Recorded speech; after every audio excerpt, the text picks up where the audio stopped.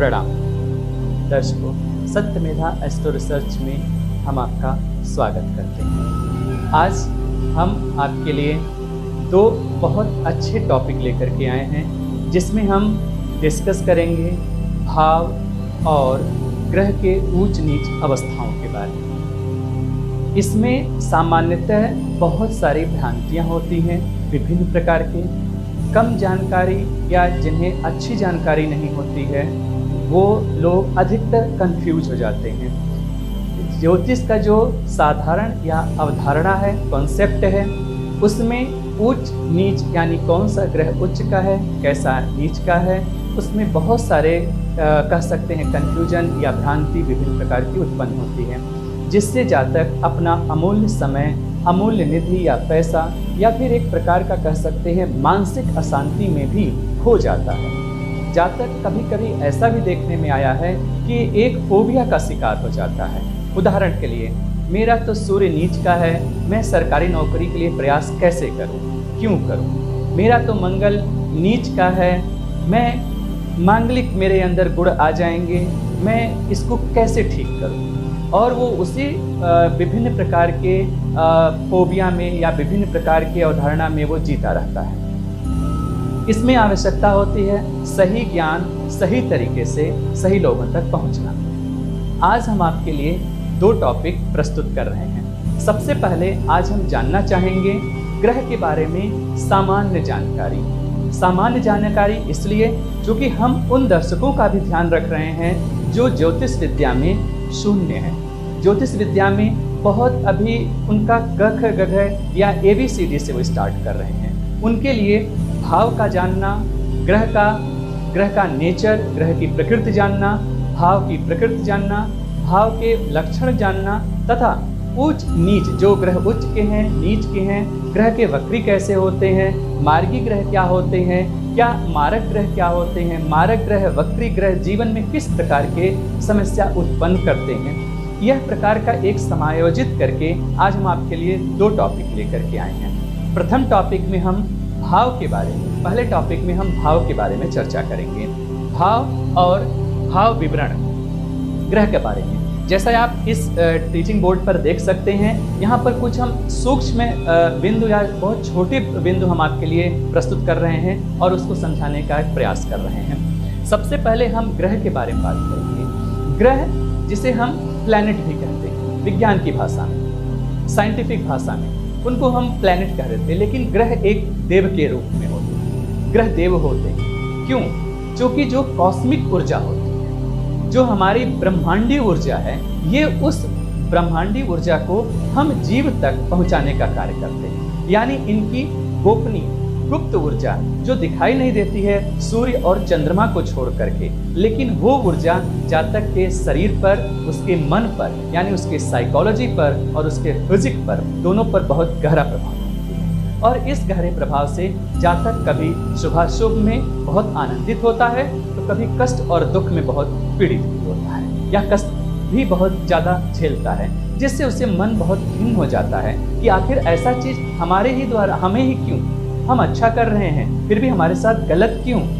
ये गलत और करने, ये सभी के लिए, जैसा कि हमने आपको पिछली वीडियो में बताया था, इसके लिए हमारे पूर्व प्रारब्ध के कर्म होते हैं। तो क्या हम वह कर्म जान करके शांत हो जाएं? जी नहीं, हम अपने कर्म को और बेहतर और अच्छा कर सकते हैं। ज्योतिषी ज्ञान या फिर ज्योतिषी गाइडेंस, ज्योतिषी मार्गदर्शन हमें सत्पथ पर ले चल सकता है, हमें समय रहते बहुत सारे चीज़ों को बता सकता है जो हमारे अंदर छुपी हुई हो।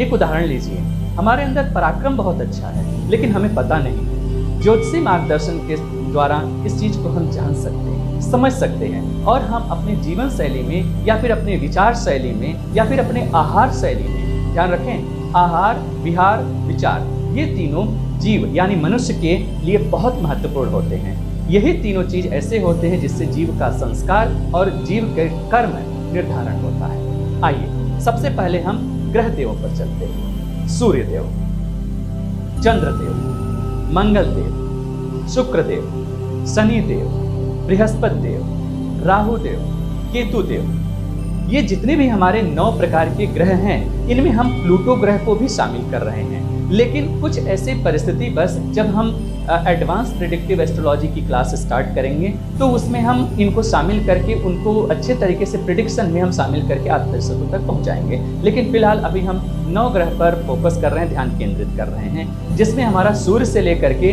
राहु केतु तक। इसमें हम आपको बता दें, जो हमारे दर्शक अभी जल्दी ही जुड़े हैं, राहु और केतु ये दोनों हमेशा उल्टी चाल चलते हैं। उल्टी कहने का मतलब मैं आपको अपनी पिछली वीडियो में बताया था कि भाव जो होता है 30 डिग्री का होता है, ग्रह भी 1 डिग्री से 0 डिग्री से लेकर के 30 डिग्री तक भ्रमण करते हैं। लेकिन राहु और केतु जो कि ये छाया ग्रह है, जैसा कि हमने यहाँ पर अंडरलाइन किया, आप समझ सकते हैं, राहु और केतु छाया ग्रह होने की वजह से यह उल्टी चाल चलते हैं। कहने का तात्पर्य हुआ 30 degree, 29 degree, 25 degree, 18 degree, 5 degree, 2 degree, 0 degree, उल्टी चाल चलते हैं। यानी इनकी जो दिशा होती है वो उल्टा होता है। इसका बहुत बड़ा प्रभाव होता है जीव के, जब ज्योतिष में उसका हम कुंडली विश्लेषण करते हैं तो बहुत बड़ा इसका रोल होता है या भूमिका होता है। जो ग्रह हैं हमारे, यह ग्रह विभिन्न प्रकार के कारक होते हैं, विभिन्न प्रकार के प्रकृति के कारक होते हैं, विभिन्न प्रकार के हमारे गुण चरित्र के कारक होते हैं। हम अपने आने वाले अगले वीडियो में आपको प्रत्येक ग्रह पर एक सेपरेट या अलग से वीडियो बनाकर आपको अच्छी तरीके से इन ग्रहों के बारे में और विस्तृत जानकारी दे पाएंगे। फिलहाल के लिए आप सिर्फ इतना ही जानें, हमारे जो 9 ग्रह हैं, यह ग्रह अपना एक विशिष्ट प्रकृति, एक गुण रखते हैं। इनका अपना एक महत्व है जो जातक या जीव पर प्रभावित करते हैं। एक उदाहरण लीजिए, सूर्यदेव अगर बली हैं, अगर प्रभाव में है आपकी कुंडली में, तो निश्चित तौर पर आपके अंदर रॉयल्टी होगी। निश्चित तौर पर आपके पास एक डोमिनेंस, यह अथॉरिटेटिव कैरेक्टर आपके अंदर होगा अगर बली है कुंडली में। वही सूर्य अगर दूषित हैं तो निश्चित तौर पर आपका सर का जो बाल होगा शुरुआत का, ये आपका बाल थोड़ा सर के मंडल पर नहीं होगा। सबसे आसान भाषा में हम इसको कहें तो आपके जो सर के बाल हैं उस पर कमी होती है। दूसरा, पिता से अनबन हो सकती है। ठीक इसी प्रकार चंद्रमा का लें, माता पीड़ित हो सकती हैं, दूध आपको अधिक प्रिय हो सकता है, मानसिक क्लेश, मानसिक अशांति हो सकती है। मंगल को ले लें, जमीनी विवाद, अगर मंगल अच्छा है जमीनी विवाद बिल्कुल नहीं होने देगा। आप हमेशा पराक्रम, हमेशा ऊर्जा से, शौर्य से भरे रहेंगे। राजसिक और आपके पास तामसिक दोनों प्रवृत्ति होंगी, लेकिन उसमें राजसिक डोमिनेंस में होगा। इसी प्रकार हमारे जो 9 ग्रह हैं, सबके अपने विशिष्ट गुण और उनके अपने एक अलग चरित्र हैं ना।